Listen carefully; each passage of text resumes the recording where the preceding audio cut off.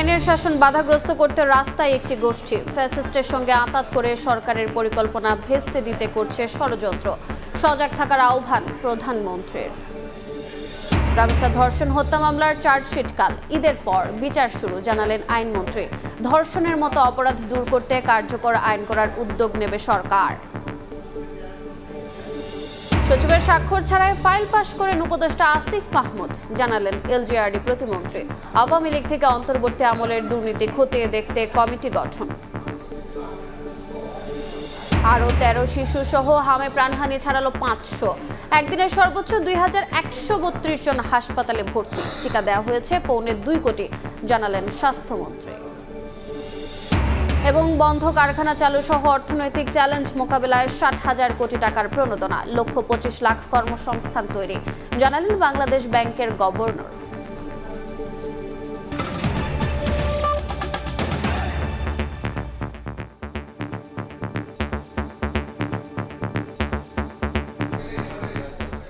সময় সংবাদের সঙ্গে আছি আমি রোজা চৌধুরী।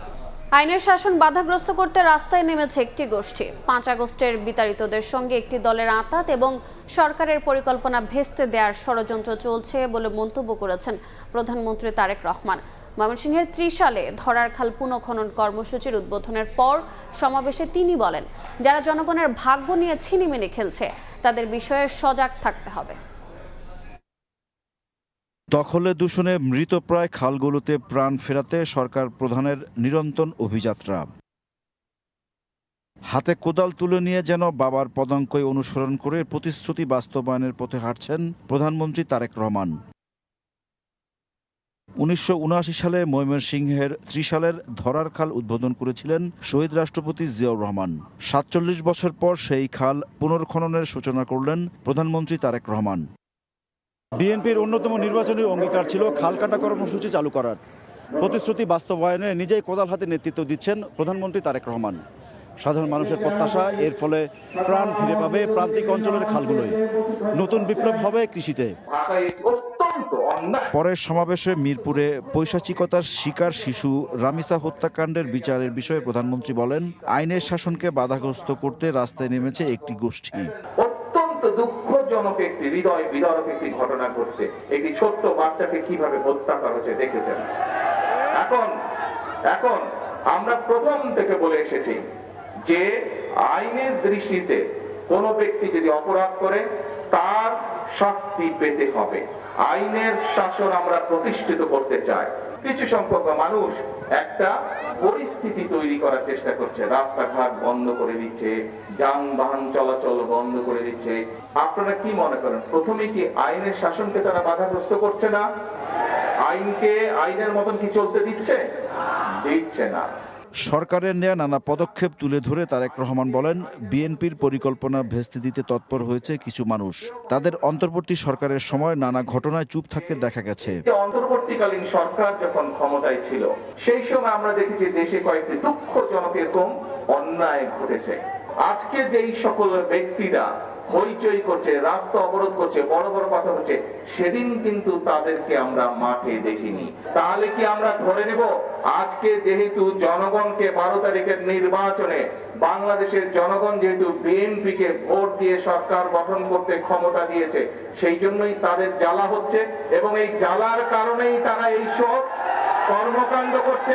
5 আগস্টের বিতাড়িতদের সঙ্গে একটি দল গোপনে খাতির জমিয়েছে মন্তব্য করে প্রধানমন্ত্রী বলেন, জনগণের ভাগ্য নিয়ে যারা ছিনিমিনি খেলছে তাদের ব্যাপারে সজাগ থাকতে হবে। সৃষ্টি করতে চাইছে, খবর নিয়ে দেখেন ওই 5 আগস্টে যারা বিতাড়িত তাদের সাথে তলে তলে আবার খাতির শুরু করেছে।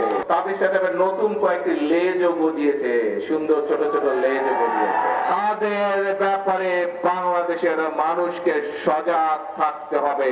দেশের মানুষের ভাগ্য উন্নয়নে 40 কোটি হাতকে এক হয়ে কাজ করার আহ্বান জানান সরকার প্রধান।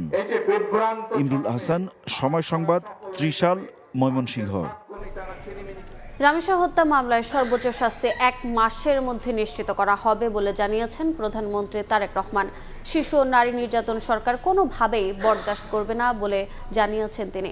ময়মনসিংহের ত্রিশালে জাতীয় কবি কাজী নজরুল ইসলামের ১২৭তম জন্মজয়ন্তী উপলক্ষে অনুষ্ঠানে সরকার প্রধান বলেন, দীর্ঘদিনের ফ্যাসিবাদী শাসন শুধু মানুষের অধিকারই নয়, অর্থলুটের পাশাপাশি মানবিকতা, ধর্মীয় ও সামাজিক মূল্যবোধকে নষ্ট করে দিয়েছে। দীর্ঘদিনের ফ্যাসিবাদী শাসন শুধুমাত্র দেশের মানুষের অধিকার আর দেশের অর্থ সম্পত্তি লুট করেনি, সবচেয়ে যেটি বড় ক্ষতি হয়েছে, বিশেষ করে বিতাড়িত ফ্যাসিবাদের সময় মানবতা, মানবিকতা এবং দেশের আবহমানকালের ধর্মীয় সামাজিক মূল্যবোধগুলোকে একেবারেই বিনষ্ট করে দেওয়া হয়েছে। ঢাকার মিরপুরে একটি নিষ্পাপ মেয়ের নির্মম মৃত্যুর মাধ্যমে মানুষের মানবিক মূল্যবোধের চূড়ান্ত অবক্ষয়ের চূড়ান্ত প্রমাণ মিলেছে। আমি পরিষ্কারভাবে আপনাদের সামনে তুলে ধরতে চাই, এই ধরনের শিশু নির্যাতন বা নারী নির্যাতন বর্তমান সরকার কোনোভাবেই মেনে নেবে না এবং বর্তমান সরকার রামিসার এই হত্যাকারীর সর্বোচ্চ শাস্তি ইনশাল্লাহ আগামী 1 মাসের মধ্যে নিশ্চিত করবে এবং সেই সর্বোচ্চ শাস্তি হচ্ছে মৃত্যুদণ্ড। কাল রামিসা হত্যা মামলার চার্জশিট দেওয়ার বিষয়টি নিশ্চিত করেছেন তদন্ত কর্মকর্তা। ঈদের পরই বিচার শুরু হবে বলে জানিয়েছেন আইনমন্ত্রী। তথ্যমন্ত্রী বলেছেন, ধর্ষণের মতো অপরাধ দূর করতে কার্যকর আইন করার উদ্যোগ নেবে সরকার। এদিকে বিচার প্রক্রিয়া নিয়ে রাজনৈতিক দলগুলোর ভূমিকা নিয়ে প্রশ্ন তুলেছেন পানি সম্পদ মন্ত্রী। শিশু রামিসার ধর্ষণ ও নৃশংস হত্যার ঘটনায় স্তম্ভিত পুরো দেশ। ভুক্তভোগী পরিবারের সঙ্গে সাক্ষাৎ করে দ্রুত ন্যায় বিচার নিশ্চিতের আশ্বাস দিয়েছেন স্বয়ং প্রধানমন্ত্রী। এই ঘটনায় ডিএনএ রিপোর্ট পাওয়ার পর রোববার চার্জশিট দেওয়া হবে বলে জানিয়েছেন মামলার তদন্ত কর্মকর্তা। শনিবার রাজধানীতে এক অনুষ্ঠানে আইনমন্ত্রী জানান, রামিসা হত্যার বিচার এমনভাবে হবে যেন জনমনে প্রশ্ন না ওঠে। ঈদের পরপর আমরা বিচারিক প্রক্রিয়া শুরু করতে যা যা কর্মসূচি আছে সব কর্মসূচি গ্রহণ করে এই বিচারটাকে ত্বরান্বিত করার জন্য প্রসিকিউশনের পক্ষ থেকে যতটা ডিউ ডিলিজেন্স দেখানো সম্ভব, সাধারণ জনগণ, দেশে বিদেশে মানুষ এই বিচার শেষ করতে যতটা প্রত্যাশা করে, আমরা আশা করি সেই প্রত্যাশা পূরণ করতে আমরা সক্ষম হব। একই দিন রাজধানীর সেগুনবাগিচায় এক অনুষ্ঠান শেষে তথ্যমন্ত্রী জানান, ধর্ষণের মতো অপরাধ দূর করতে সরকার কার্যকর আইন করার উদ্যোগ নেবে। দেশের প্রচলিত আইনের মধ্যে সবচেয়ে দ্রুততম সময়ের মধ্যে এই অপরাধীকে সাজার আওতায় আনার জন্য সরকার সব ধরনের ব্যবস্থা গ্রহণ করেছে। জনমতের উপরে ভর করেই আমরা আরও বেশি কার্যকরী আইন তৈরি করতে পারবো, যাতে সমাজ থেকে এই ধরনের অপরাধকে আমরা নির্মূল করতে পারি। এদিকে রামিসা হত্যা প্রসঙ্গে রাজনৈতিক দলগুলোর ভূমিকা নিয়ে প্রশ্ন তোলেন পানি সম্পদ মন্ত্রী। বিচারটা শুধু এখন সময়ের ব্যাপার মাত্র। সেই প্রক্রিয়া থেকে বাধাগ্রস্ত করার জন্য যে রাজনৈতিক দলগুলা আজকে কথা বলছেন, এখানেও আমাদেরকে চিন্তা করতে হবে তারা কি সহায়তা করছেন না বাধা দিচ্ছেন। ধর্ষণের মতো অপরাধ নির্মূলে আইনের যথাযথ প্রয়োগে জোর দেওয়া হচ্ছে বলেও জানান মন্ত্রীরা। মাইমুনা হায়দার চৌধুরী, সময় সংবাদ, ঢাকা। শিশু রামিসাকে ধর্ষণ ও হত্যার বিচারের দাবিতে আজও বিভিন্ন জেলায় বিক্ষোভ করা হয়েছে। জড়িতদের সর্বোচ্চ শাস্তি নিশ্চিত করার দাবি জানান সর্বস্তরের মানুষ। রামিসাকে ধর্ষণ ও হত্যার বিচারের দাবিতে দেশের বিভিন্ন স্থানে হচ্ছে বিক্ষোভ মিছিল, মানববন্ধন সহ নানা কর্মসূচি। শনিবার সকালে রাঙ্গামাটি সরকারি মহিলা কলেজের প্রধান ফটকের সামনে মানববন্ধন করেন শিক্ষার্থীরা। এ সময় দেশের বিচার প্রক্রিয়া নিয়ে উদ্বেগ ও ক্ষোভ প্রকাশ করেন তারা। এই দেশে আমাদের মা বোনদের কোনো নিরাপত্তা নাই, আমরা এখনই হত্যার বিচার চাই, ফাঁসি চাই আমরা। আর চুপ থাকলে কাল তোমার মেয়েটাও রামিসা হবে, এই স্লোগানে গাইবান্ধায় চলে প্রতিবাদ কর্মসূচি। শহরের ডিবি রোড এলাকায় স্বরচিত কবিতায় রামিসা সহ দেশ জুড়ে নারী ও শিশুকে নির্যাতন ও হত্যা বন্ধ সহ দোষীদের দৃষ্টান্তমূলক শাস্তির দাবি জানান কবি ও লেখকেরা। রামিসার খুনির বিচারের দাবিতে জামালপুর শহরের দয়াময়ী মোড় এলাকায় মানববন্ধন করে কয়েকটি সামাজিক সংগঠন। বাংলাদেশে যে বিচারহীনতার সংস্কৃতি তৈরি হয়েছে গত 17 বছর বা তার আগের থেকে, আমরা এটার পরিত্রাণ চাই। 7 দিনের মধ্যে তাকে বিচার কার্যক্রম সম্পন্ন করে তাকে ফাঁসির কাস্টে ঝোলানো। এছাড়া নেত্রকোনাতেও রামিসাকে ধর্ষণ ও হত্যার বিচার দাবিতে শহরের শহীদ মিনারের সামনে প্রতিবাদী সমাবেশ করে উদীচী শিল্পী গোষ্ঠী। মুখে কালো কাপড় বেঁধে শিশুরাও অংশ নেয়। ফাহরিয়া ফারজানা, সময় সংবাদ। বাগুলিয়ায় ধর্ষণ চেষ্টার উত্তেজনার রেশ না কাটতেই চট্টগ্রামে 2 দিনে আলাদা 4টি ধর্ষণ চেষ্টার অভিযোগ উঠেছে। এসব ঘটনায় 4 আসামিকে আদালতের মাধ্যমে কারাগারে পাঠিয়েছে পুলিশ। নির্যাতিতদের দেখতে চট্টগ্রাম মেডিকেলের ওয়ান স্টপ সার্ভিস যান সিটি মেয়র। কর্মজীবীদের সন্তানের জন্য ডে কেয়ার সেন্টার স্থাপনের ঘোষণা দেন তিনি। চট্টগ্রাম নগরীর বাকলিয়ায় 4 বছরের শিশু ধর্ষণ চেষ্টার উত্তেজনার রেশ না কাটতেই গত 2 দিনে 4টি শিশু ধর্ষণ চেষ্টা। শুক্রবার রাত 11টার দিকে নগরীর খুলশির আমবাগান এলাকায় 2 মেয়ে শিশুকে ধর্ষণ চেষ্টার অভিযোগ উঠে মসজিদের মুয়াজ্জিনের বিরুদ্ধে। এ সময় উত্তেজিত জনতা তাকে অবরুদ্ধ করে রাখে। পরে পুলিশ তাদের হেফাজতে নেয়। সকাল 6টার থেকে 7:30 পর্যন্ত মুক্ত, এর ভিতরে ছুটি দিয়ে দিবে না, এর ভিতরে ছুটি না দিয়ে সকাল 8:30 পর্যন্ত আটকে রাখছে। বাচ্চা একটা না বলতে পারে, দুইটা তো মিথ্যা কথা বলতে পারে না, তখন দোনোটার কথা আমরা দেখতেছি একজাস্ট। এর আগে নগরীর ডবলমুরিং থানার হাজীপাড়ায় 10 বছরের এক শিশুকে ধর্ষণের অভিযোগে একজনকে আটক করে পুলিশ। এছাড়া নগরীর বাইজিদ এলাকায় 5 বছরের শিশুকে ধর্ষণ চেষ্টার অভিযোগে একজনকে আটক করা হয়। এদিকে নগরীর চাঁদগাঁওয়েও ঘটে আরেকটি ধর্ষণ চেষ্টার ঘটনা। নির্যাতিত শিশুকে দেখতে শুক্রবার চট্টগ্রাম মেডিকেলে যান সিটি মেয়র। চিকিৎসা সহ পরিবারকে সহায়তার কথা জানিয়ে সিটি কর্পোরেশনের পক্ষ থেকে ডে কেয়ার সেন্টার করার ঘোষণা দেন মেয়র।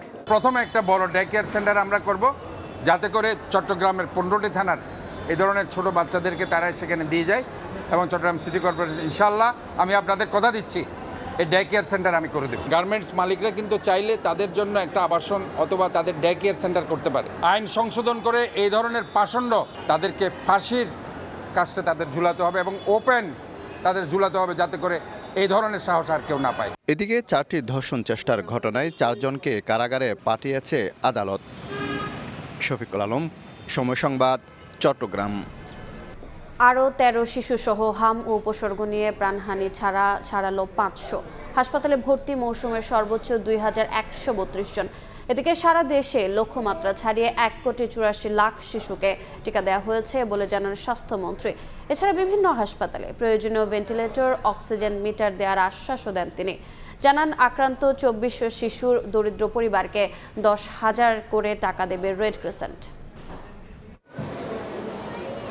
2 মাস পেরোলেও কমেনি হামির প্রকোপ। একদিনে মারা গেছে আরও 13 শিশু। এখন পর্যন্ত মৃত্যু ছাড়িয়েছে 500। আর মৌসুমে সর্বোচ্চ 2132 জন ভর্তি হয়েছে হাসপাতালে। প্রতিদিনই সারা দেশ থেকে হাম আক্রান্ত হয়ে রাজধানীর শিশু হাসপাতাল, মহাখালী ডেডিকেটেড হাসপাতালে ভিড় করছে রোগীরা। ঢাকার শিশু হাসপাতালে বেশিরভাগ ভর্তি শিশু ফরিদপুর, কুষ্টিয়া সহ অন্যান্য অঞ্চল থেকে এসেছে। প্রান্তিক হাসপাতালে পর্যাপ্ত আইসিইউ, এনআইসিইউ ও সেবার অভাবে অভিভাবকদের ভোগান্তি চরমে। ফরিদপুর আইসি নাই, ঢাকা পাঠাইছে। ডক্টর বলছিল ওর এনআইসিউর প্রয়োজন হতে পারে, তো ওখানে তো এনআইসিউর ব্যবস্থা নেই এখানে, এই জন্য আমাদেরকে এখানে রেফার করছে। এখানে আইসিইউ ছিল না, আমরা যে 8 দিন ধরে আইসিইউ, প্রথমবার ঠান্ডা থেকে নিউমোনিয়া ছিল তো। এদিকে দুপুরে সচিবালয়ে স্বাস্থ্যমন্ত্রী সর্দার মোহাম্মদ সাখাওয়াত হোসেন বলেন, হামের প্রাদুর্ভাব কমাতে রেড ক্রিসেন্টের সহায়তায় বিভিন্ন হাসপাতালে প্রয়োজনীয় ভেন্টিলেটর, অক্সিজেন মিটার, নেবুলাইজার সহ স্যালাইন দেওয়া হবে। লক্ষ্যমাত্রার চেয়ে বেশি প্রায় 1,84,00,000 শিশুকে টিকা দেওয়া হয়েছে বলেও জানান স্বাস্থ্যমন্ত্রী। আজকে ওনারা আমাদেরকে 11টা ভেন্টিলেটর, 27টি নেবুলাইজার, 27টি অক্সিজেন ফ্লো মিটার এবং 1 lakh saline with auxiliary tubes everything. আক্রান্ত দরিদ্র 2400 পরিবারকে 10,000 টাকা করে রেড ক্রিসেন্ট সহায়তা দেবে বলে জানান স্বাস্থ্যমন্ত্রী। 6 মাসের বেতন হিসাবে। আয়েশা সিদ্দিক, সামিয়া, সময় সংবাদ, ঢাকা। বৃষ্টি হলেই ডুবে যায় রাজধানীর সড়ক, বাড়ে নগরবাসীর দুর্ভোগ। একই সঙ্গে জলাবদ্ধতায় বাড়ে ডেঙ্গুর ঝুঁকি। এমন বাস্তবতায় নাগরিক সংলাপে বিশেষজ্ঞরা বলেছেন, খাল পুনরুদ্ধার করে নদীর সঙ্গে সংযোগ স্থাপন, দীর্ঘমেয়াদী মাস্টার প্ল্যান এবং জনগণের সচেতন অংশগ্রহণ ছাড়া এর স্থায়ী সমাধান সম্ভব নয়। এদিকে ঢাকা দক্ষিণের প্রশাসক বলেন, জনগণ ও সরকার একসঙ্গে কাজ করলে জলাবদ্ধতা ও মশার সমস্যা থেকে উত্তরণ সম্ভব। ঢাকার জলাবদ্ধতা এক চরম ভোগান্তির নাম। সামান্য বৃষ্টি হলেই সড়ক তলিয়ে যাওয়া নগরবাসীর আজীবনের দুর্ভোগ। অপর্যাপ্ত ড্রেনেজ ব্যবস্থা, বজ্র জমে পানি নিষ্কাশন বাধাগ্রস্ত হওয়া এবং খানাখন্দের কারণে সামান্য বৃষ্টিতেই এই জলাবদ্ধতার সৃষ্টি হয়, আর জলাবদ্ধতা থেকেই হয় ডেঙ্গুর প্রকোপ। এমন বাস্তবতায় শনিবার সকালে রাজধানীর সেগুনবাগিচার সিরিডাপ মিলনায়তনে ঢাকায় বৃষ্টি ভোগায় কেন শীর্ষক এক নাগরিক সংলাপের আয়োজন করে নগর উন্নয়ন সাংবাদিক ফোরাম। এতে আলোচনা হয় ঢাকার জলাবদ্ধতা ও ডেঙ্গু নিয়ন্ত্রণে করণীয় নিয়ে। কি করতে পারি আমরা? এ সময় খালগুলোকে পুনরুদ্ধার করে নদীর সঙ্গে সংযোগ করা না গেলে জলাবদ্ধতা নিরসন করা সম্ভব হবে না বলে মন্তব্য করেন বক্তারা। এই যে বৃষ্টির পানিগুলো যে বন্টন হওয়ার কথা ছিল, নিচে নেমে যাওয়ার কথা ছিল, সেটি না যেতে পারার কারণে জলাবদ্ধতা সৃষ্টি হয়েছে এবং আলটিমেটলি নদীতে নদীর যে ফ্লোটি সেটি আমরা হারিয়েছি। এই সংকট থেকে উত্তরণে পরিকল্পনা ও কাঠামোগত পরিবর্তনের মাধ্যমে একটি রোডম্যাপ প্রয়োজন বলে মনে করেন নগর পরিকল্পনাবিদ। নগর পরিকল্পনা বলি, জলাবদ্ধতা বলি, এডিস মশা বলি, এগুলো কিন্তু স্থানীয় সরকার মন্ত্রণালয়, স্থানীয় সরকার প্রতিষ্ঠানগুলোর একটা গুরুত্বপূর্ণ কাজ। তাদের সেবা যদি ঠিকমতো হয় তাহলে এটা সমাধান করা সম্ভব। এটা হচ্ছে আমরা যদি ড্রেন এবং ক্যানেল পরিষ্কার করি, জলাবদ্ধতা প্রোটেকশনের জন্য আমরা কাজ করি, দেখবেন ওটার আশেপাশে অনেক এলাকা জমি কিন্তু ফ্লাড প্রোটেক্টেড হয়ে যায়। জনগণ ও সরকার যদি একসঙ্গে কাজ করে তাহলে জলাবদ্ধতা ও মশার সমস্যা থেকে উত্তরণ সম্ভব বলে মন্তব্য করেন দক্ষিণ সিটি কর্পোরেশনের প্রশাসক আব্দুস সালাম। জনগণ যদি 50% দায়িত্ব পালন করে আর 50% দায়িত্ব যদি সিটি কর্পোরেশন বা সরকার পালন করে, এই 100% দায়িত্ব যদি আমরা সবাই পালন করতে পারি, তাহলে এই নগরীকে অবশ্যই একটা মানসম্পন্ন নগরীতে আমরা রূপান্তরিত করতে সক্ষম হব। মাস্টার প্ল্যানের মাধ্যমে ঢাকাকে একটি কার্যকর সিস্টেমের মধ্যে আনতে হবে বলেও জানান দক্ষিণের প্রশাসক। দুইটা টুকরি নিয়ে তুষার আহমেদ ইমন, সময় সংবাদ, ঢাকা। ঈদযাত্রার প্রথম দিনে স্বস্তি নিয়ে রাজধানী ছাড়ছে নগরবাসী। রেলপথে নিয়ে অতিরিক্ত যাত্রী চাপ, যাত্রী নিরাপত্তার শিডিউল বিপর্যয় ও ছাদে ওঠা বন্ধে নেওয়া হয়েছে নানা পদক্ষেপ। সড়কপথে দেখা গেছে স্বস্তি। যাত্রাপথে চাঁদাবাজি, অতিরিক্ত ভাড়া ও যানজট নিয়ন্ত্রণে তৎপর রয়েছে আইন শৃঙ্খলা বাহিনী।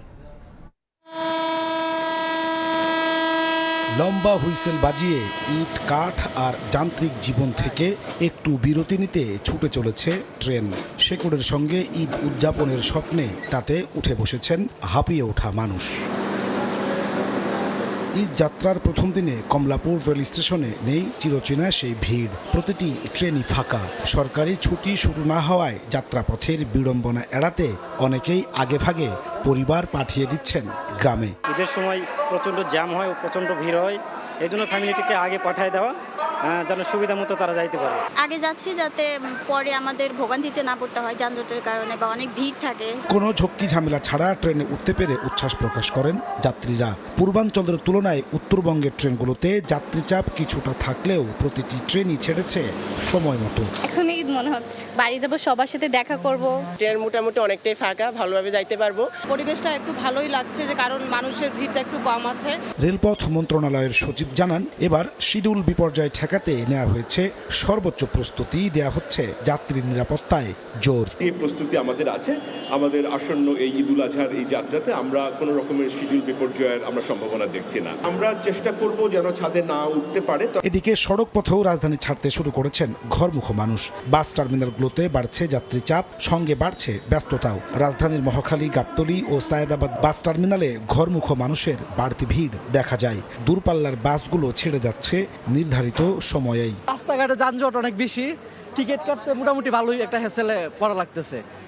সবকিছু মিলে যাইতে পারলে আর কি স্বস্তি লাগবে। খুব একটা তেমন একটা ভিড় নেই, বাট মানে মোটামুটি অ্যাভারেজ এটা আছে, এরকম ভিড় আর কি। আগে যেভাবে যাইতেছে সেভাবে যাইতেছে। ঈদের ছুটির পরে সরকারি ছুটি হলে বাড়তি চাপ বাড়বে। যাত্রাপথে চাঁদাবাজি, অতিরিক্ত ভাড়া আদায় কিংবা যানজট নিয়ন্ত্রণে নজরদারি অব্যাহত থাকবে বলে জানায় আইন শৃঙ্খলা বাহিনী। নির্বিঘ্নে যাইতে পারে, গাড়ি যাতে রাস্তায় থেমে না থাকে, এই জন্য আপনাদের যে শৃঙ্খলার ব্যাপারটা, গাড়ির যে শৃঙ্খলার ব্যাপারটা, সেটা আগের চেয়ে আরও উন্নত করা হয়েছে। ঈদ যাত্রা নির্বিঘ্ন রাখতে বাস টার্মিনাল ও মহাসড়কে যাত্রী নিরাপত্তা নিশ্চিত করতে কাজ করছে পুলিশ, র্যাব সহ আইন শৃঙ্খলা বাহিনীর বিভিন্ন সংস্থা। নাজমুস সালেহী, সময় সংবাদ, ঢাকা। রাজধানীতে জমে উঠছে কোরবানির পশুর হাট। ক্রেতা বিক্রেতার উপস্থিতি বাড়ার সঙ্গে বাড়ছে কেনাবেচাও। চাহিদা বেশি মাঝারি গরুর। এদিকে হাটে অনিয়ম ও জাল টাকার ব্যবহার রোধে তৎপর আইন শৃঙ্খলা বাহিনী। ভারতীয় গরু আসা ঠেকাতে সীমান্তে বাড়ানো হয়েছে নজরদারি। কোরবানির ঈদকে সামনে রেখে রাজধানীর পশুর হাটগুলোতে বাড়ছে প্রাণচাঞ্চল্য। বিভিন্ন জেলা থেকে প্রতিদিনে আসছে পশু, থেমে নেই ভারতীয় গরু আসাও। হাটে পর্যাপ্ত পশু থাকলেও দাম তুঙ্গে বলে দাবি ক্রেতাদের। সামর্থ্যের মধ্যে অনেকে কিনে নিচ্ছেন পছন্দের পশু, কেউ আবার ঘুরপাক খাচ্ছেন অতিরিক্ত দামের গণ্ডিতে। কাস্টমার অনেক কম, গরু অনেক কম। ব্যাপারীরা বেশি দাম চাচ্ছে, এখনো ঘুরে ঘুরে দেখলাম দাম অনেক চড়া চাইতেছে, বাজার অনেক গরম। একদমই শেষ করতে বুঝছেন, 45,000 চাইছে, আমি 500 টাকা দিচ্ছি, 40,000 দিয়েছিলাম, মানে নাই। বিক্রেতারা বলছেন পুরোপুরি হাট জমতে কিছুটা সময় লাগবে, তবে হাটে ভারতীয় গরুর উপস্থিতি ফেলেছে ভাবনায়। আশাবাদী আমরা ইনশাল্লাহ এবার ভালো বেচাকিনি হবে। রাজধানীর গাবতলী পশুর হাট পরিদর্শনে এসে মৎস্য প্রাণী সম্পদ প্রতিমন্ত্রী জানান, দেশীয় খামারিদের সুরক্ষায় চোরাই পথে পশু আসা ঠেকাতে তৎপর বিজিবি সহ আইন শৃঙ্খলা বাহিনী। আমাদের জায়গা থেকে সর্বোচ্চ চেষ্টা করব অনিয়মগুলি দূর করার জন্য এবং সঠিকভাবে যাতে পরিচালিত হয়, সবাই যাতে উপকৃত হয়, সেই ব্যাপারে সেবা দেওয়ার ক্ষেত্রে আমরা মৎস্য প্রাণী সম্পদ মন্ত্রণালয়ের পক্ষ থেকে এখানে অধিদপ্তরের ডিজি সহ কর্মকর্তারা রয়েছেন। অনিয়ম ও জাল টাকা প্রতিরোধেও সরকারের বিভিন্ন সংস্থা হাটে হাটে তৎপর রয়েছে বলে জানান প্রতিমন্ত্রী। সাইফুল ইসলাম, সময় সংবাদ, ঢাকা। কোরবানিকে সামনে রেখে রাজশাহীর বানেশ্বর পশু হাটে বেচাকেনা জমে উঠেছে। এবার বড় গরুর তুলনায় ছোট ও মাঝারি আকারের গরুর চাহিদা বেশি। বিস্তারিত জানাচ্ছেন সহকর্মী মওদুদ রানা। তপ্ত দুপুরে বাজার ছিল চড়া, খুব একটা বেচা বিক্রি হয়নি। বিকেলে সূর্যের তেজ যেমন কমেছে, তেমনি যারা গরু বিক্রির উদ্দেশ্যে এসেছেন তারাও দাম কিছুটা ছাড়তে শুরু করেছেন। ফলে বিকেলে এখন জমজমাট বাজার। ক্রেতা বিক্রেতা এবং ব্যাপারী এবং যে পশু কোরবানির, তাতে বাজার ঠাসা। এক কথায় বলা চলে বাজারে খুব বেশি জায়গা নেই। যারা ক্রেতারা রয়েছেন তারা ঘুরে ঘুরে দেখছেন এবং গরুর যে দাম দর সেটি করছেন। অন্যদিকে যারা গরু বিক্রি করতে এসেছেন সেই খামারিরা তারা তাদের যে প্রত্যাশিত দাম সেটি চাচ্ছেন। সব মিলিয়ে একটি জমজমাট বাজার এবং পুরো বাজার সরগরম। কত আসলে গরুর দাম, কত দাঁত এবং কি রকম হলে বিক্রি করবেন, এসব প্রশ্নে পুরো বাজার মুখরিত। আমরা বাজার কিছুক্ষণ আগেই ঘুরে এসেছি। আমরা যেটি দেখেছি এখানে ছোট এবং মাঝারি গরু সবচেয়ে বেশি, এবং একটি ছোট গরু অর্থাৎ 2 থেকে 4 মণের মধ্যে এমন গরুর দাম 80,000 টাকা থেকে 1,40,000 টাকা পর্যন্ত। এখানকার যারা ব্যবসায়ী তারা উদাহরণ দিয়ে বলছিলেন যে গত বছর একটি 2 থেকে 4 মণের ওজনের গরু তারা 80,000 টাকা থেকে তারা 1,10,000 1 লাখ টাকার মধ্যে কিনতে পেরেছেন, কিন্তু এবার ওই একই আকারের গরু কিনতে হলে তাদেরকে 80,000 টাকা থেকে 1,20,000 টাকা পর্যন্ত দাম দিতে হচ্ছে। তারা যেটি বলছেন যে এক একটি গরু অন্তত 10 থেকে 15,000 টাকা বেশি দরে এবার বিক্রি হচ্ছে। এবং যে বড় গরুগুলো রয়েছে সেই বড় গরুর খুব বেশি চাহিদা নেই, তবে বড় গরুর দামও অন্যান্য বছরের তুলনায় এবার বেশি। এবং এখানে যেটি বলছেন যে মাঝারি যে গরুগুলো রয়েছে 4 থেকে 6 মণ ওজনের, সেগুলো 1,40,000 টাকা থেকে 2 লাখ টাকার উপরে কেনা বেচা হচ্ছে, এবং যে বড় গরুগুলো রয়েছে 6 থেকে 8 মণ ওজনের সেগুলো 2 লাখ টাকা থেকে 3 লাখ টাকা দরে বিক্রি হচ্ছে। আমরা যেটি দেখেছি ঢাকা, চিটাগাং সহ অন্যান্য বড় যে শহরগুলো রয়েছে সেখান থেকে ব্যাপারীরা এসেছেন, তারাও কেনা বেচা করছেন। তারা যেটি বলছেন যে তারা অন্যান্য বছরগুলোতে যে দামে গরু কিনেছেন এই দামে আসলে তারা গরু কিনতে পারছেন না। অন্যদিকে যারা গরু বেচতে এসেছেন সেই খামারিরা যেটি বলছেন যে গত বছরের তুলনায় অন্তত 30 ভাগ এখানে গোখাদ্যের দাম বেড়েছে এবং তাদের যে মোটাতাজাকরণ ব্যয় সেটিও অনেকাংশে বেড়েছে। সে কারণেই আসলে দামটি এবার একটু বেশি। তবে এখানে যারা ক্রেতারা রয়েছেন তারা বলছেন তারা শেষ পর্যন্ত চেষ্টা করবেন তাদের যে বাজেট রয়েছে সেই বাজেটে গরু কিনতে। এই ছিল রাজশাহীর বানেশ্বর বাজার থেকে আমার কাছে সর্বশেষ। কোরবানির পশুর হাটের খবরাখবর জানাতে সরাসরি যুক্ত ছিলেন সহকর্মী মওদুদ রানা। ঈদুল আজহার আগে মশলার দাম কমেছে চট্টগ্রামের খাতুনগঞ্জে। পর্যাপ্ত আমদানি থাকায় পাইকারি বাজারে গত 1 মাসের ব্যবধানে সব ধরনের মশলা কমেছে কেজি প্রতি 50 টাকা থেকে 700 টাকা পর্যন্ত। বিস্তারিত জানাচ্ছেন ফেরদৌস লিপি। চট্টগ্রামের খাতুনগঞ্জে ট্রাক ও কাভার্ড ভ্যান থেকে আনলোড হচ্ছে আমদানি করা বিভিন্ন ধরনের মশলার চালান। ঈদুল আজহা উপলক্ষে জেলার বিভিন্ন এলাকা ও নগরীর খুচরা ব্যবসায়ীরা শেষ মুহূর্তের কেনাকাটায় ভিড় করছেন এই পাইকারি বাজারে। ব্যবসায়ীরা বলছেন ভারত, ভিয়েতনাম, মিয়ানমার সহ মধ্যপ্রাচ্যের বিভিন্ন দেশ থেকে পর্যাপ্ত পরিমাণে মশলা আমদানি হওয়ায় বাজারে কোনো সংকট নেই। মানবেদে মশলার দাম প্রায় 10 থেকে 30% কমেছে। তবে সীমান্ত পথে অবৈধভাবে দেশে মশলা প্রবেশ করায় সরকার রাজস্ব হারানোর পাশাপাশি ব্যবসায়ীরা ক্ষতির মুখে পড়ছেন, অভিযোগ সংশ্লিষ্টদের। ব্ল্যাকই যতক্ষণ বন্ধ হবে না ততক্ষণ বাজারে ব্যবসা হবে। আমদানি করা মশলার পাশাপাশি দেশীয়ভাবে উৎপাদিত হলুদ, মরিচ ও ধনিয়ার দামও কম রয়েছে বলে দাবি ব্যবসায়ীদের। একেবারে মশলা আইটেম এমন এক পর্যায়ে চলে আসছে যেগুলো একেবারে সর্বসাধারণের নাগালের ভিতর। ঈদকে কেন্দ্র করে প্রতি বছর দেশে মশলার বাজার 30 থেকে 35% পর্যন্ত চাহিদা বেড়ে যায়। ফেরদৌস লিপি, সময় সংবাদ, চট্টগ্রাম।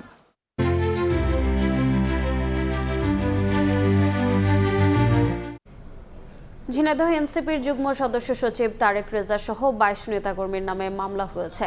জেলা ছাত্রদলের সাবেক সহ সভাপতি এনামুল কবির মামলাটি দায়ের করেন। এই মামলায় অজ্ঞাত আরও 50 থেকে 60 জনকে আসামি করা হয়। মামলার বিবরণীতে বলা হয়, এনসিপির কেন্দ্রীয় মুখ্য সংগঠক ঝিনাইদহ সফরে আসেন। শুক্রবার দুপুরে শহরের পুরাতন কালেক্টরেট জামে মসজিদে জুমার নামাজ শেষে বাইরে বের হলে ছাত্রদল ও মামলার বাদীর ওপর হামলা চালানো হয়। এর আগে নাসিরউদ্দিন পাটোয়ারির উপর ডিম নিক্ষেপ ও হামলার ঘটনায় ছাত্রদলের নেতাকর্মীদের বিরুদ্ধে মামলা করে এনসিপি।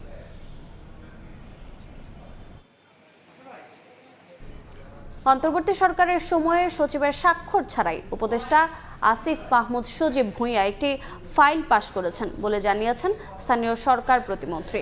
সচিবালয়ে এক ব্রিফিংয়ে তিনি জানান, আওয়ামী লীগ থেকে অন্তর্বর্তী আমলে স্থানীয় সরকার বিভাগ এবং এর আওতাধীন দফতর ও সংস্থার দুর্নীতি অনিয়ম খতিয়ে দেখতে তদন্ত হচ্ছে। এজন্য 7 সদস্যের কমিটি গঠন করেছে সরকার। পিরোজপুর জেলায় প্রকল্পের টেন্ডার দেওয়ার পর কোনো কাজ না করেই 6,000 কোটি টাকা উত্তোলনের অভিযোগ পেয়েছে স্থানীয় সরকার বিভাগ। আওয়ামী লীগ থেকে অন্তর্বর্তী সরকারের সময়ে দেশের বিভিন্ন জেলায় রাস্তাঘাট ও সেতু নির্মাণে এমন দুর্নীতি তদন্তে তৎপর বর্তমান সরকার। 26 পর্যন্ত দুপুরে সচিবালয়ে স্থানীয় সরকার প্রতিমন্ত্রী মীর শাহে আলম সাংবাদিকদের জানান, 2009 থেকে 2026 সাল পর্যন্ত স্থানীয় সরকার বিভাগের আওতাধীন সব দপ্তর ও সংস্থার দুর্নীতি অনিয়ম খতিয়ে দেখতে 7 সদস্যের তদন্ত কমিটি গঠন করা হয়েছে। আগামী 60 দিনের মধ্যে কমিটিকে প্রতিবেদন দেওয়ার নির্দেশনা দেওয়া হয়েছে বলেও জানান তিনি। 1610টি প্রকল্পে কোনো কাজ না করে টেন্ডারের ফর্মালিটিস মেনটেন করে প্রায় 6,000 কোটি টাকা উত্তোলন করা হয়েছে। এর সঙ্গে ওখানকার তৎকালীন স্থানীয় এমপি মহারাজ, নির্বাহী প্রকৌশলী, হিসাবরক্ষণ কর্মকর্তা এবং তৎকালীন প্ল্যানিং কমিশনের সচিব সহ অনেকেই জড়িত। আমাদের এই মন্ত্রণালয়ের সার্বিক কার্যক্রমে কোনো অনিয়ম বা দুর্নীতি হয়েছে কিনা এই বিষয়টি অনুসন্ধান করবার জন্য আমরা 7 সদস্যের একটি কমিটি করেছি এবং তাদেরকে 60 দিন সময় দিয়েছি। এই সময়ের মধ্যে প্রতিবেদন দেবে। প্রতিমন্ত্রী জানান, অন্তর্বর্তী সরকারের সময় একটি প্রকল্পে সচিবের স্বাক্ষর ছাড়াই সাবেক উপদেষ্টা আসিফ মাহমুদ সজীব ভূঁইয়া ফাইল পাশ করেছেন। একটা ফাইল আমার নোটিশে এসছে, অন্তর্বর্তীকালীন সরকারের সময় একজন উপদেষ্টা আসিফ মাহমুদ সচিবের স্বাক্ষর ছাড়াই উনি জোর করে ফাইল নিয়েছে, নিজে স্বাক্ষর করে অনুমোদন দিয়েছেন। এরাও এই তদন্তের মধ্যে আসবে, কারণ মন্ত্রণালয়ের দায়িত্বপ্রাপ্ত সচিবের সই ব্যতি রেখে কখনোই মন্ত্রী একটি ফাইল অনুমোদন দিতে পারে না। প্রধানমন্ত্রী তারেক রহমান দেশের সব জেলার মতোই বগুড়াকে সমানভাবে উন্নয়নে নির্দেশনা দিয়েছেন। গোপালগঞ্জের উন্নয়নেও ব্যবস্থা নেয়ার নির্দেশনা দিয়েছেন তিনি। প্রতিমন্ত্রী জানান, ঈদুল আজহায় 12 ঘন্টার মধ্যেই ঢাকার 2 সিটি এবং অন্যান্য সিটিতে 8 থেকে 9 ঘন্টার মধ্যে কোরবানির বর্জ্য পরিষ্কারের নির্দেশনা দিয়েছেন প্রধানমন্ত্রী। প্রায় 12 কোটি টাকা। প্রসূন আশিস, সময় সংবাদ, ঢাকা। একটা সুনাম 55 বছর আগের এক অদৃশ্য জালিয়াতি আর $30 বিলিয়ন বিশাল এক লুটপাটের অভিযোগ অনুসন্ধানে নেমেছে দুদক। যে কারখানা হওয়ার কথা ছিল বাংলাদেশের সম্পদ, তা কিভাবে চলে গেল বহুজাতিক কোম্পানির পকেটে? ব্রিটিশ আমেরিকান টোব্যাকোর বিরুদ্ধে ওঠা অর্থ পাচার ও জালিয়াতির রহস্য উন্মোচনে বিভিন্ন দফতরে চিঠি পাঠিয়েছে দুদক।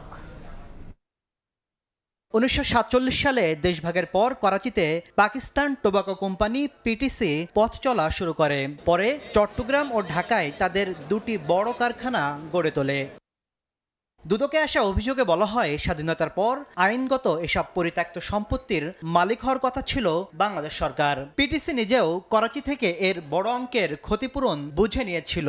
অভিযোগ রয়েছে, তৎকালীন পিটিসির ফাইন্যান্স ম্যানেজার পরবর্তীতে বাংলাদেশ সরকারের উচ্চ পর্যায়ে দায়িত্বে থাকা জামাল উদ্দিন আহমেদের নেতৃত্বে একটি সিন্ডিকেট জালিয়াতি ও রাজনৈতিক প্রভাবে রাষ্ট্রীয় এই সম্পদ বহুজাতিক কোম্পানি ব্রিটিশ আমেরিকান টোবাকো বিএটিকে দখলে সহায়তা করে। বাংলাদেশ টোবাকো কোম্পানি হওয়ার পরিবর্তে ব্রিটিশ আমেরিকান টোবাকো কোম্পানি হয়েছে এবং ব্রিটিশ আমেরিকান টোবাকো কোম্পানির ব্যবসা করার পরে যেটা দুর্নীতি হয়েছে তখনই, তারপরে পরবর্তীতে এই ব্যবসার লভ্যাংশ যে ব্রিটিশ আমেরিকান টোবাকো কোম্পানি নিয়ে গেছে, মূলত অভিযোগ এটাই যে মানি লন্ডারিংয়ের অভিযোগ।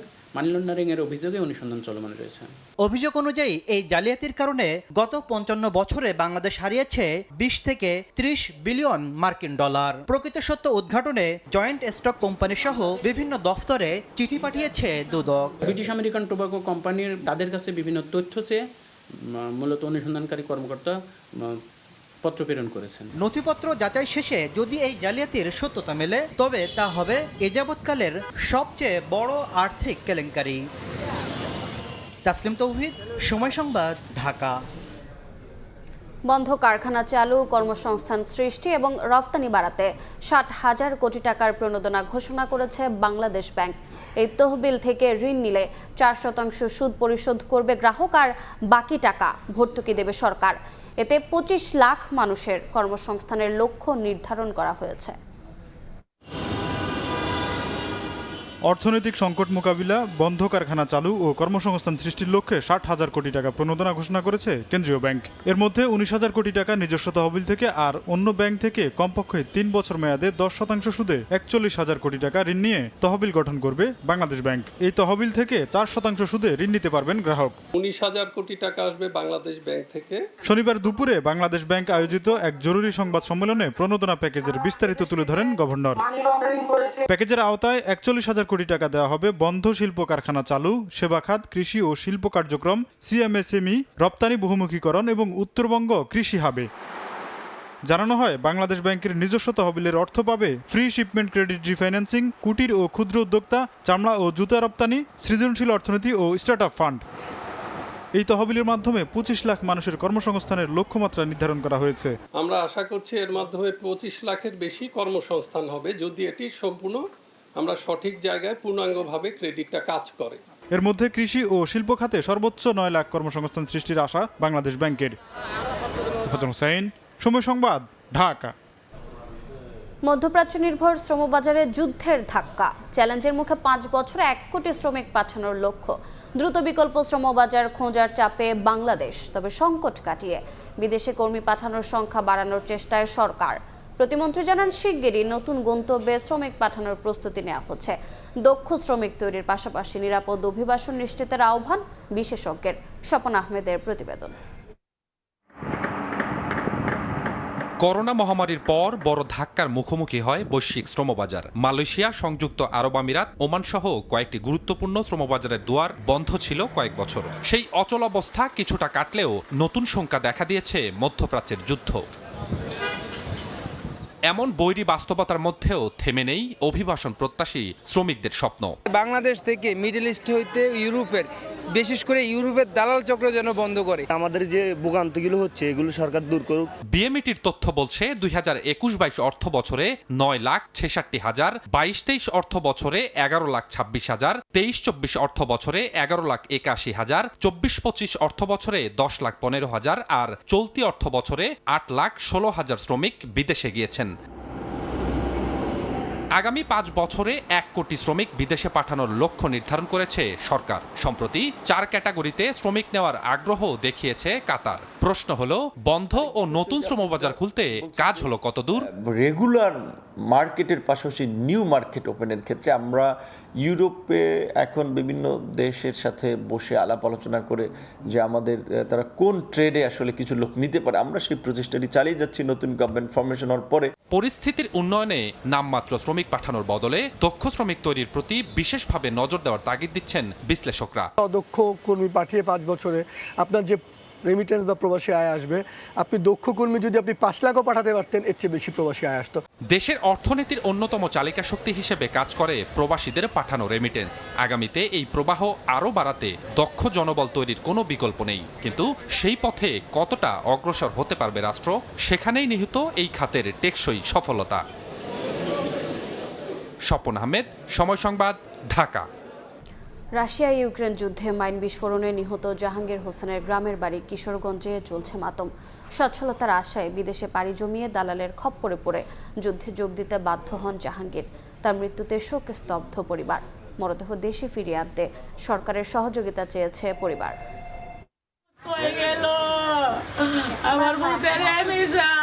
রাশিয়ায় যুদ্ধের ময়দানে মাইন বিস্ফোরণে সন্তানকে হারিয়ে বুকফাটা আর্তনাদ মায়ের, আর স্বামীর মৃত্যুর খবরে বাকরুদ্ধ স্ত্রী। সংসারে সচ্ছলতা ফেরাতে 4 ফেব্রুয়ারি জমি বন্ধক এবং ধার দেনা করে 8 লাখ টাকা খরচে কিশোরগঞ্জের করিমগঞ্জের কান্দাইল বাগপাড়া গ্রামের বাবাহারা ছেলে জাহাঙ্গীর হোসেনকে রাশিয়া পাঠিয়েছিলেন মা জাকিয়া বেগম। কিন্তু সেখানে দালালের খপ্পরে পড়ে 2 সপ্তাহ আগে যোগ দিতে বাধ্য হন রুশ সেনাবাহিনীতে। হঠাৎ তার মৃত্যুর সংবাদে পরিবারের উপর আকাশ ভেঙে পড়ে। জাহাঙ্গীরের মরদেহ দেশে ফিরিয়ে আনতে সরকারের সাহায্য চেয়েছেন স্বজনরা। আবিকে বলছে যে আমাদের যুদ্ধতে নিয়ে যেতেছে ফ্রন্টে, আমি বাঁচবো কিনা জানি না। আর কোনো পথ যেন আর কোনো মায়ের বুক খালি না। এজেন্টের মাধ্যমে আমি টাকা বুঝাইলে মুক্ত হয়ে দিয়েছি। এখন বুঝি বাংলাদেশ সরকার কিছু ইয়া করে।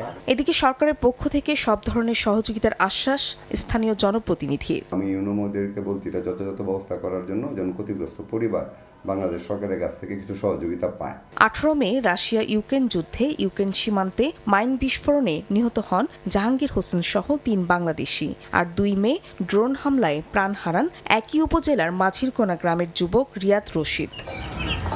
সময় সংবাদ, কিশোরগঞ্জ। মরদেহে পোড়ানো পোশাক চিনিয়ে দিল খুনিকে। রাজধানীর কদমতলী এলাকার 7 বছরের শিশু রিফাত হত্যায় পাশের ফ্ল্যাটের সাবেক বাসিন্দা মায়া আক্তারকে গ্রেফতারের পর এ তথ্য দিয়েছে পুলিশ। রুটি কলা খাওয়ার প্রলোভনে শিশুটিকে বাসায় ডেকে চুরির কথা স্বীকার করতে চাপ দেয় মায়া। রাজি না হওয়ায় খাটের সঙ্গে মাথা থেঁতলে হত্যা করা হয় রিফাতকে। পরে মরদেহ গুম করতে চালের ড্রামে ভরে 6 কিলোমিটার দূরে গ্যান্টারিয়ার ময়লার ভাগাড়ে ফেলে আসে মায়া। মাসুদুর রহমানের রিপোর্ট।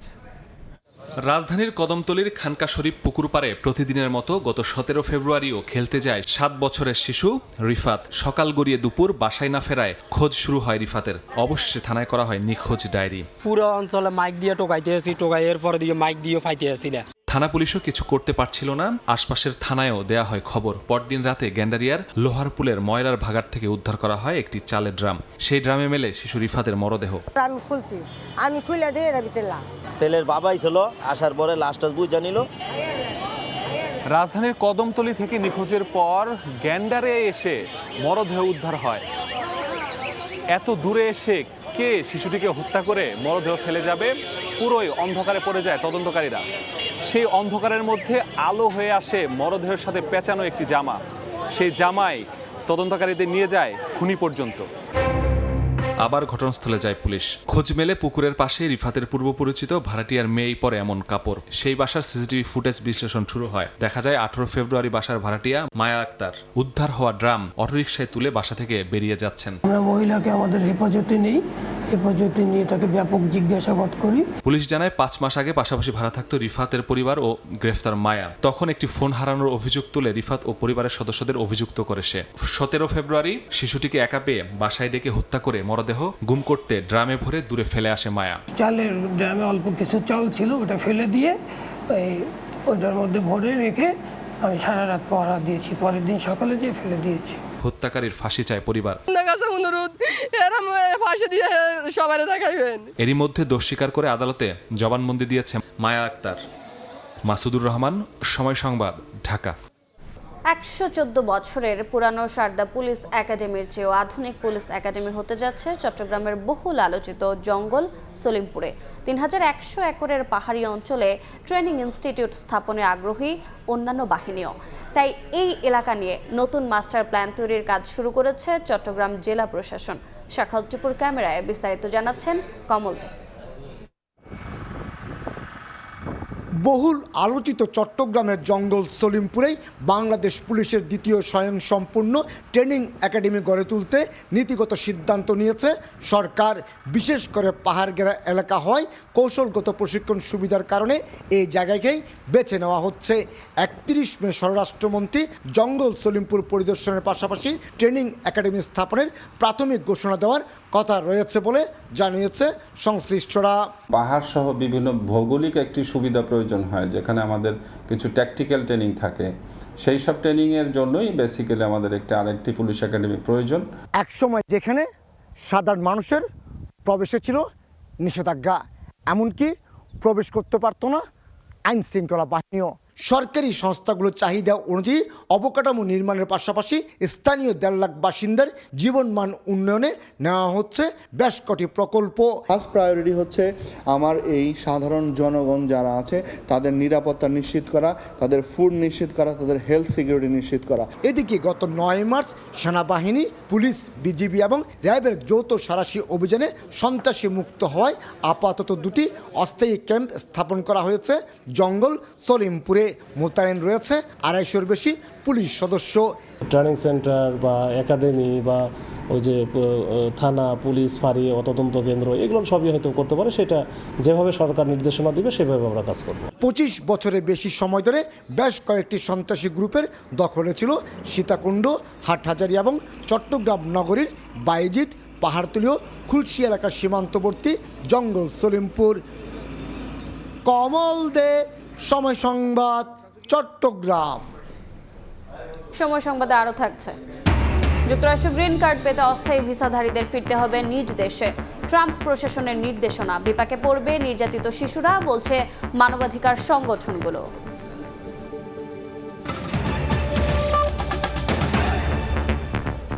এবারে দেশের বাইরের খবর। ইরান যুদ্ধ নিয়ে ট্রাম্পের সঙ্গে মতবিরোধের মধ্যে পদত্যাগ করেছেন মার্কিন জাতীয় গোয়েন্দা সংস্থার প্রধান তুলসি গ্যাবার্ড। যদিও স্বামীর ক্যান্সার চিকিৎসার কারণ দেখিয়ে পদ থেকে সরে দাঁড়ানোর কথা জানান তিনি। এদিকে তার এমন সিদ্ধান্ত ঘিরে তুমুল আলোচনা শুরু হয়েছে মার্কিন রাজনৈতিক অঙ্গনে। বিশ্লেষকদের মতে হোয়াইট হাউসের যুদ্ধকেন্দ্রিক কৌশল নিয়ে ক্রমেই কোণঠাসা হয়ে পড়েছিলেন গ্যাবার্ড। যুক্তরাষ্ট্রের জাতীয় গোয়েন্দা বিভাগের প্রধান পদ থেকে সরে দাঁড়ানোর ঘোষণা দিয়েছেন তুলসি গ্যাবার্ড। ব্যক্তিগত কারণ দেখিয়ে পদত্যাগের কথা জানালেও তার এই সিদ্ধান্তের পেছনে রাজনৈতিক বিচ্ছেদকেই বড় করে দেখছেন বিশ্লেষকরা। ইরান যুদ্ধ শুরুর পর প্রথম বড় কংগ্রেশনাল শুনানিতে হাজির হন মার্কিন জাতীয় গোয়েন্দা বিভাগের পরিচালক তুলসি গ্যাবার্ড। সেখানে তিনি দাবি করেন মার্কিন ও ইসরায়েলি হামলায় ইরানের সামরিক সক্ষমতা বড় ধরনের ক্ষতির মুখে পড়েছে।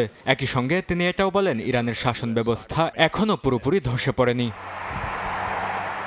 শুনানিতে গ্যাবার্ড আরও জানান, হরমুজ প্রণালী ঘিরে সম্ভাব্য সংকটের বিষয়ে দীর্ঘদিন ধরেই সতর্ক ছিল মার্কিন গোয়েন্দা সংস্থাগুলো। তাদের মূল্যায়ন ছিল ইরান যে কোনো সময় এই গুরুত্বপূর্ণ জ্বালানি রুট নিজেদের নিয়ন্ত্রণে নিতে পারে। সেই তথ্যের ভিত্তিতে আগেভাগে পরিকল্পনা নেয় পেন্টাগন। স্বামীর চিকিৎসাকে সামনে রেখে গ্যাবার্ডের পদত্যাগের সরকারি ব্যাখ্যা বাস্তব হলেও এর পেছনে গভীর রাজনৈতিক চাপ ও নীতিগত দ্বন্দ্ব কাজ করছে বলেই মনে করছেন বিশ্লেষকরা। বরকতুল্লাহ, সময় সংবাদ।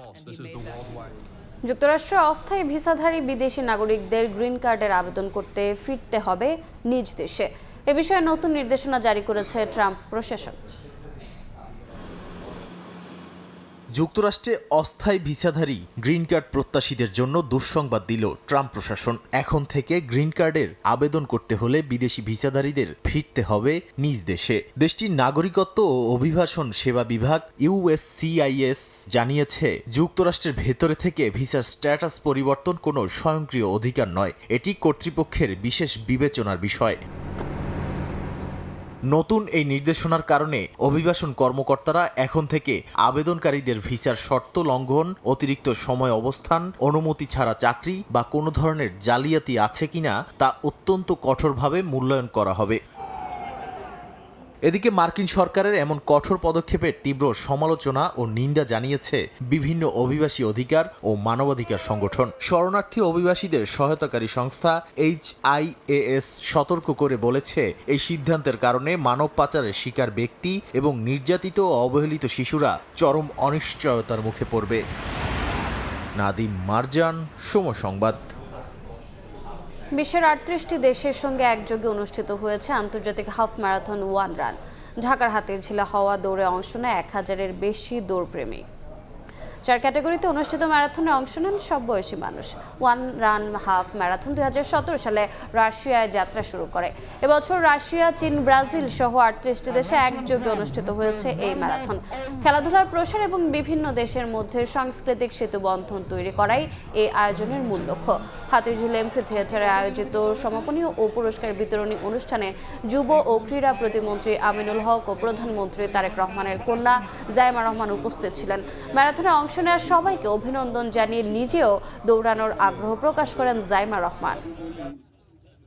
ভাই বলি যাই বলি না কেন, so many more, so inshallah next time maybe I'll join you and run, maybe everyone else, they said love life, stay fit, so yes, that's the motto with which we should continue. The Bandarban Run, Cox Bazar, Chittagong, there's so many more, so inshallah next time maybe I'll join you and run. Maybe we can practice around here. So yes, and definitely these should be encouraged more. There should be more participation of people of all abilities, people, men, women, whatever we can do to help them. মরুর বুকে কাতার বিশ্বকাপ জয়ের ঘোর কাটেনি আজও। আলবিসেলেস্তারা এবার প্রস্তুত আরও এক মহাকাব্যের জন্য। 2026 উত্তর আমেরিকা বিশ্বকাপে নিজেদের শ্রেষ্ঠত্ব ধরে রাখার মিশনে নামছে ডিফেন্ডিং চ্যাম্পিয়ন আর্জেন্টিনা। বিশ্বজয়ের এই যাত্রায় মেসি স্কেলোনিদের সঙ্গী হচ্ছে এক বিশেষ আকাশযান। আর্জেন্টিনার নিজস্ব বিমান সংস্থা এরোলিনিয়াস আর্জেন্টিনাস উন্মোচন করেছে জাতীয় দলের জন্য বিশেষভাবে তৈরি করা একটি এয়ারবাস। নীল আর সাদার সেই চিরচেনা মোহ, যে রং দেখলে কোটি বাঙালির বুকেও আছড়ে পড়ে আটলান্টিকের ওপারের উন্মাদনা। এবার সেই রঙেই আকাশ মাতাতে প্রস্তুত লিওনেল মেসির আর্জেন্টিনা। বুয়েন্স এইরেসের এজেইজা আন্তর্জাতিক বিমানবন্দরে এখন সাজ রব। আলবিসেলেস্তেদের জন্য প্রস্তুত হচ্ছে এরোলিনিয়াস আর্জেন্টিনাসের বিশেষ এক এয়ারবাস, যার ডানায় ভর করে উত্তর আমেরিকায় শিরোপা ধরে রাখার মিশনে উড়াল দেবে বিশ্ব চ্যাম্পিয়নরা। এই বিমানটির মূল ভাবনাই হলো চতুর্থ বিশ্বকাপ ট্রফি জয়ের অভিযানে জাতীয় দলের সঙ্গী হওয়া। আমাদের নিজস্ব কর্মশালায় কর্মীরা দিনরাত এক করে এর র্যাপিং, লেজ, ইঞ্জিন আর নিচের অংশের কাজ করেছেন। আমরা জোর দিয়েছি 10 নম্বরের ওপর, যা প্রতিটি আর্জেন্টাইনের কাছে এক আবেগের নাম। আশা করছি এবারও আমরা ইতিবাচক ফল পাবো এবং দেশে চতুর্থ ট্রফিটি নিয়ে আসতে পারবো। এই বিমান শুধু লোহার তৈরি কোনো যান নয়, এক আস্ত আর্জেন্টিনা। এর লেজে জলজল করছে সেই জাদুকরি নাম্বার 10, যা দিয়ে এককালে বিশ্ব কাঁপিয়েছেন দিয়াগো ম্যারাডোনা, আর এখন যা কোটি সমর্থকের স্বপ্ন সারথি লিওনেল মেসির নম্বর। বিমানের 2 ইঞ্জিনের শোভা পাচ্ছে অধিনায়কের আর্মব্যান্ডের প্রতীক সি আর 3টা সোনালি তারা।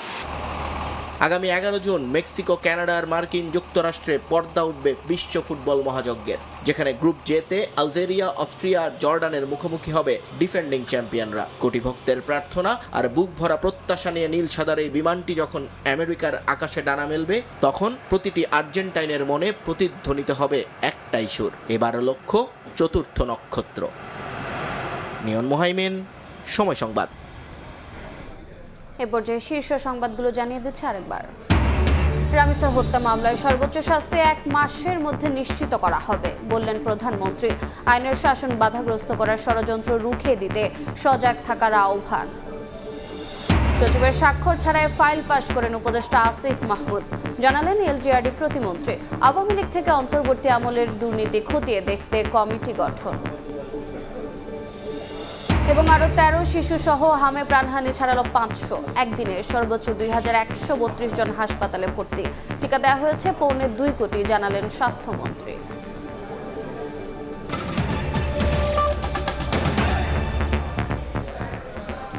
এ ছিল 5টার সময় সংবাদ। এরপর বাংলার সময় নিয়ে সঙ্গে থাকবেন জাফর সাদিক।